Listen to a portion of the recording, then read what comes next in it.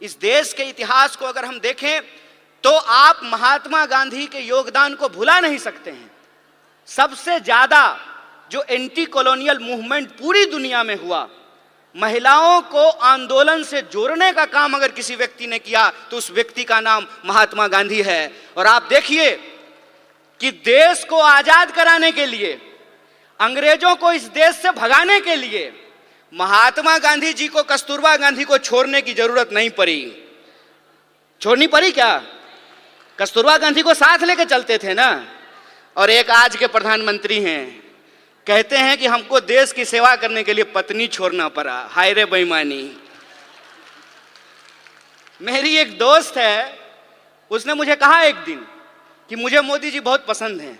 हमने कहा कि तुमको हम ना पसंद हैं यह बात कोई दिक्कत नहीं है, लेकिन तुमको अगर मोदी जी पसंद हैं तो एक बात हम तुमको कहना चाहते हैं, ईश्वर करें कि तुमको मोदी जैसे ही पति मिले। दूर से बात बहुत अच्छा लगता है, अपने पे जब अगर बात आ जाए तो उसका असर समझ में आने लगता है।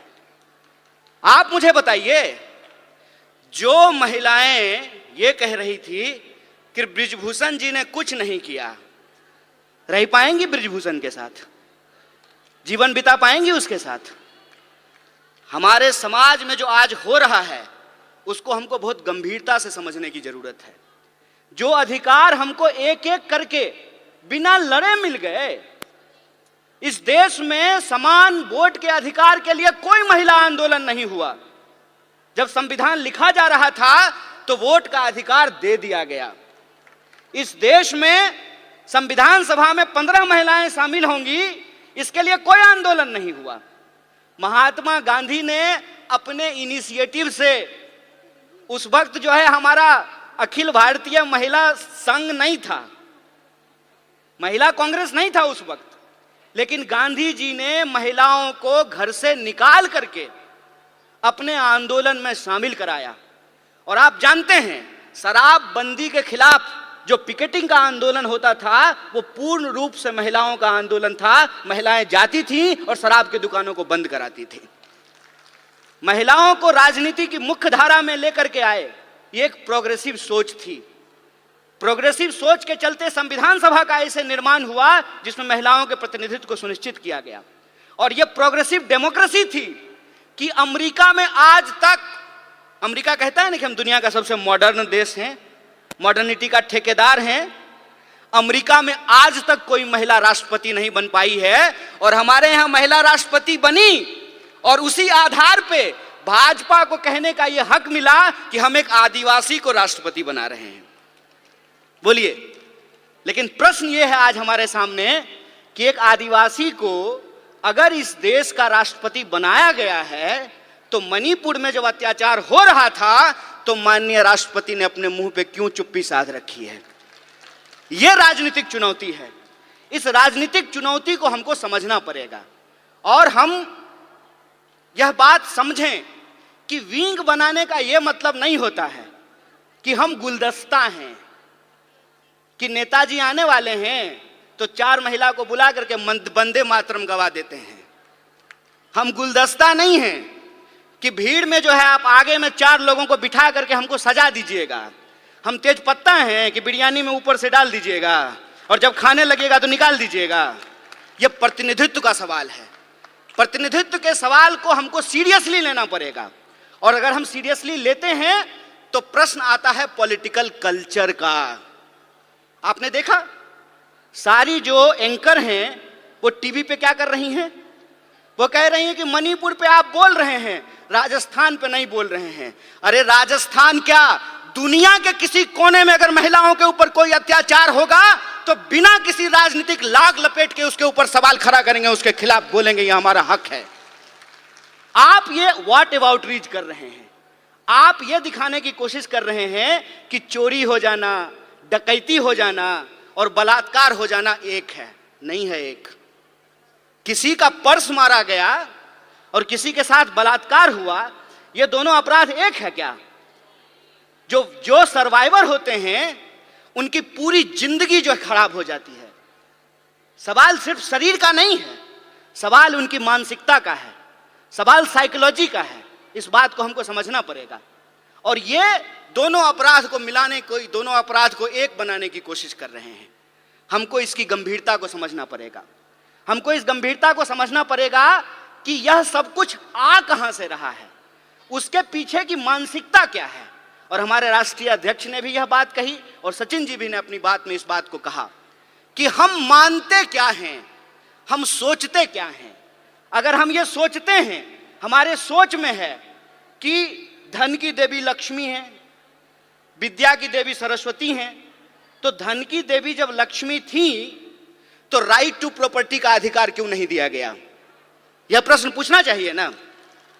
जब विद्या की देवी सरस्वती हैं तो महिला और पुरुष को पढ़ने का अधिकार क्यों नहीं दिया गया? यह जब हम सोचेंगे तब हमको समझ में आएगा कि आजादी गिफ्ट में नहीं मिला है, नागरिकता का अधिकार गिफ्ट में नहीं मिला है, राजनीति में शामिल होने का अधिकार गिफ्ट में नहीं मिला है। जो लोग उस वक्त आंदोलन को चला रहे थे, ये उनकी सोच थी कि अगर हमारी महिलाओं के पास पहनने के लिए साड़ी नहीं है। जब कस्तूरबा के साथ गांधी गए चंपारण, तो कस्तूरबा से गांधी ने पूछा कि ये बताओ कि हमारे प्रोग्राम में महिलाएं क्यों नहीं आती हैं? तो कस्तूरबा ने बताया कि इतनी ज्यादा गरीबी है कि बाहर जाने के लिए एक ही साड़ी है, सारी महिलाएं एक बार बाहर नहीं निकल सकती हैं, तो सारी महिलाओं को छोड़ करके कोई एक बाहर नहीं आना चाहता है।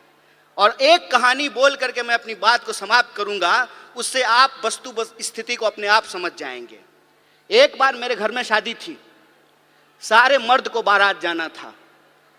ये आज शुरू हुआ है कि अब जो है बेटे की शादी में मां भी बाराती बनती है और बहन भी बाराती बनती है। पहले ये नहीं होता था। मेरे बचपन में जो मुझे याद है कि जब शादियां होती थी घरों में तो सारे मर्द चले जाते थे और सारी औरतें रुक जाती थी। मेरी तबीयत खराब थी और मैं उस दिन जो है बारात में नहीं जा पाया। बुखार था बहुत तेज और घर में मैं सो रहा था। कुछ देर के बाद मैंने ये देखा, जब बारात चली गई है तो हमारे घर में गाने की आवाज आ रही है, थालियां बज रही हैं, ढोलक बज रहा है और लोग गा रहे हैं, नाच रहे हैं। कौतूहलता बस, आउट ऑफ क्यूरियोसिटी, मैं जाकर के चुपचाप दरवाजे के पास जाकर के देखने लगा। और मुझे इतना आश्चर्य हुआ कि जिस मां ने मुझे 9 महीने पेट में रखा, अपनी एक एक सांस दी, खून दिया, पसीना दिया, 9 महीने पेट में रख करके पैदा किया, रोज खाना खिलाया, पखाना साफ किया, पढ़ाया लिखाया, वो मेरी मां गाती है ये मुझे मालूम ही नहीं था। वो मेरी बुआ जिसकी गोद में मैं पला, वो बुआ जो है डांस करती है, मुझे पता ही नहीं था। और वो जो एक फोक कल्चर है, वो फोक कल्चर इतना मजबूत है कि वो वक्त मिलता था महिलाओं को अपने भीतर के श्रृंगार को प्रकट करने का, अपने भीतर के प्रेम को प्रकट करने का। जिस समाज में आपको आपकी भावना प्रकट करने का अधिकार नहीं हो, उस समाज में महिलाओं को राजनीति में लेकर के आना एक चुनौतीपूर्ण कार्य है।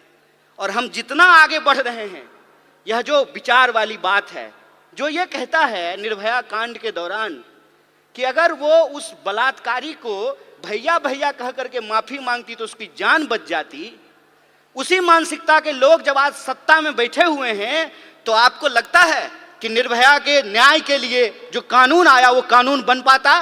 वो कानून इसलिए बन पाया क्योंकि कांग्रेस का नेतृत्व सोनिया गांधी के हाथ में था। इस बात को याद रखिएगा। यह प्रतिनिधित्व का सवाल है, यह नेतृत्व का सवाल है कि अगर नेतृत्व इस देश में इंदिरा गांधी के हाथ में रहा, नेतृत्व सोनिया गांधी के हाथ में रहा, तो महिलाओं को आगे बढ़ने का हक मिला। और नेतृत्व आज एक ऐसे आदमी के हाथ में है जो पत्नी छोड़ करके भाग गया, तो महिला अधिकार का क्या होगा, इसको आप बखूबी समझ सकते हैं। इसीलिए मैं पॉलिटिकल कल्चर की बात कर रहा हूं। अपराध कहीं भी हो सकते हैं, अपराध छत्तीसगढ़ में भी हो सकता है, राजस्थान में भी हो सकता है, मणिपुर में भी हो सकता है, मध्य प्रदेश में भी हो सकता है, लेकिन अपराध के बाद पुलिस की कार्रवाई कैसे हो रही है, सरकार उस पर क्या बोल रही है, जिस पार्टी की सरकार है उसके स्पोक्स पर्सन क्या बोल रहे हैं, इस बात पे हमको ध्यान देना पड़ेगा। और कांग्रेस और बीजेपी के बीच में दल का फर्क नहीं है, विचार का फर्क है। इस बात को हमको समझना पड़ेगा। और अगर हम समानता में भरोसा रखते हैं, अगर हमको लगता है कि बलात्कारियों को मंत्री, मुख्यमंत्री, विधायक और एमपी नहीं बनाना चाहिए, तो 2024 का चुनाव कांग्रेस पार्टी के अस्तित्व का चुनाव नहीं है। 2024 का चुनाव हम महिलाओं के लिए, हम तमाम नागरिकों के लिए, इस देश के अस्तित्व का सवाल है, संविधान के अस्तित्व के सवाल है। इसको हमको समझना पड़ेगा। और जिन चीजों से हम जूझ रहे हैं, चाहे वो महंगाई हो, चाहे वो बेकारी हो, उन तमाम सवालों को लेकर के हमको घर घर जाना है। और जो संविधान ने जो हमको अधिकार दिया है, समान अवसर का, सम्मान का, एकता का, भागीदारी का, उसको हमको आगे लेकर के जाना होगा। और जो नारा आपने लगाया है, आधी आबादी पूरा हक, अपनी पार्टी और एनएसयूआई के तरफ से इस मांग के साथ हम पूर्ण समर्थन में खड़े हैं और आप इस लड़ाई में कंधे से कंधे मिला करके आपके साथ चलेंगे। अमर उजाला अब आपके टीवी पर भी। अपने स्मार्ट टीवी पर YouTube पर सर्च करें अमर उजाला, चैनल सब्सक्राइब करें और देखें ताजा खबरें, वो भी HD क्वालिटी में। और हाँ, बेल आइकन दबाना ना भूलें ताकि हर खबर हो आपके घर। अमर उजाला, निष्पक्ष, निर्भीक, निरंतर।